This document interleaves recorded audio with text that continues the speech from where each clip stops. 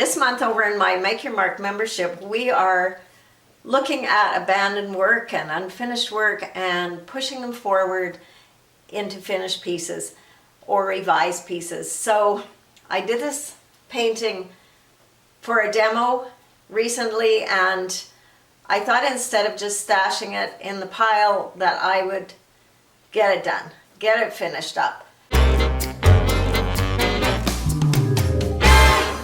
So there's several things in it that aren't working for me. One is the shape between these two gals, because I eliminated one of the people.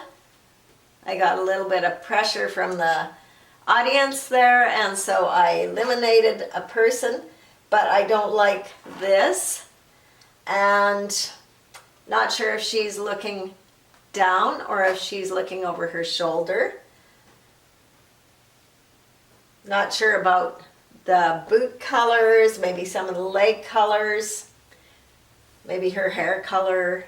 A lot of pink on this side, not so much over here. Maybe do some adjustments.